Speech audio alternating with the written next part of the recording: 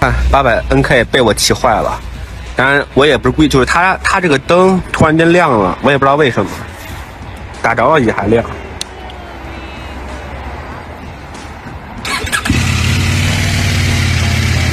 就亮，不知道为啥，烦死了！这几天风头正劲的街车一定是800NK了。各路媒体大咖也去打卡试驾，我也就随波逐流的去蹭了蹭，顺便拍点素材。但不知道为啥，在试驾过程中，它的发动机故障灯亮了，我满打满算也没骑够15分钟。咱们先从外观看起，因为我在现场多少它有些口吃，因此我还是选择用后期配音的方式来为大家解读一下这台车，还请观众老爷们多多体谅。等我哪天能够克服这个心理障碍了，我再跟大家来展示一下我这糟糕的口才发挥。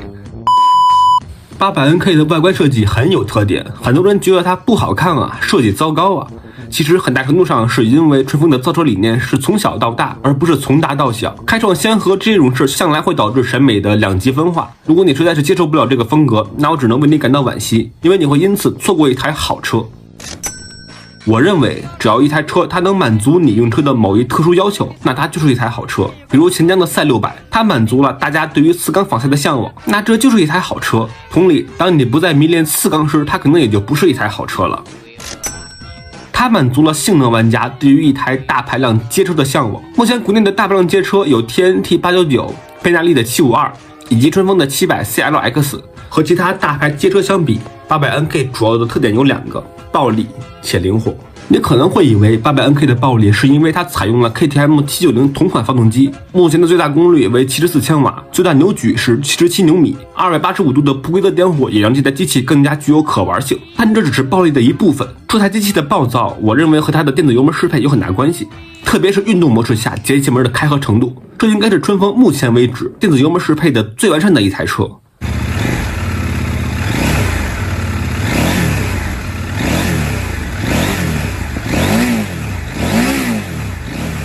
在试驾体验中，我基本感受不到油门的迟滞，当然这应该是拿油耗换来的。800NK 的油耗我预估在6到7升左右，这份油耗是我通过800NK 的瞬时油耗瞬间估算出来的，并不一定对。等有机会我再给大家好好的测试一下吧。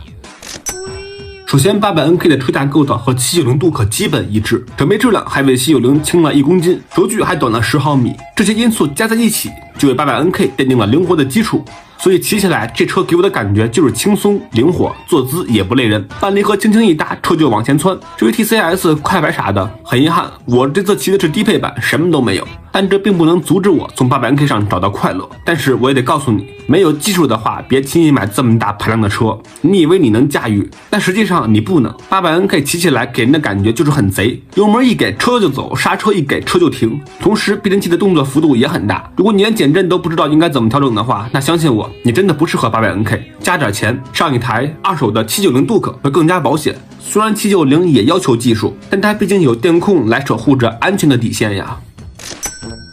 在这里，我给大家先看一下春风的仪表。不得不说，这是我目前见过的最精致的国产摩托车仪表，动画流畅，屏幕也没有延迟。按住左侧车把的 M 键可以进入到驾驶模式切换，共有运动、雨天、街道3种模式可选择。再按住左手的 Set 键，我们就能够进入到仪表的模式菜单里面了。进入模式菜单后，我们可以调节很多细枝末节的选项，比如换挡梯形、音乐切换、手机投屏以及主界面的显示内容。但最让我感到惊奇的总共有3点。首先是它的仪表内支持设置超速提醒，这点很实用，可以告诫自己不要骑得太得意忘形。其次是仪表上方甚至能够显示你是否放下侧听，能起到警示作用。最后则是它的这个仪表的整体质感，虽然车辆的稳定性尚且有待验证，但是从仪表方面我们已经实现了弯道超车，同样好评。除仪表外，800NK 在配置上就没啥好说的了。刹车卡钳规格和800MT 一样，采用的都是西湖的对4卡钳，减震也是 KIB 套装，前全可调倒减，后中置减震带有回弹可调功能，电子油门也由联合电子提供，后屏叉也是铝合金材质。最后给大家做个总结，在和800MT 短暂的相处中，我对它的定义是，这是一台能给人带来快乐的大马力街车，做工细节都不错，仪表 UI 和整车调教处于行业平均水平以上，唯独耐久性和稳定性我说不准，但从做工来看它不会太差。如果你想买这台车，那我的建议是，首先你得有一个比较好的技术，其次呢就是我们要正确的看待国产车和大贸车它们的差距。对6万块的玩具，我们有6万块的衡量标准。如果你一定要拿它和790去做对比的话，那我还是建议你去买一台二手的790 Duke， 这样你会更加开心。最后呢，就是你要买的话，你得做好长期持有的打算，因为这个车它是车挑人，它不是人挑车，而挑人的车它的保值率一定不高。那么本期视频就到这里，如果对你起到了一定帮助的话，还请各位观众老爷们给我一键3连支持一下，谢谢大家。如果你对800NK还有任何疑问的话，也欢迎来评论区留言，我会在未来着重去测试大家所感兴趣的问题。那么还请留个关注，我们下期再见。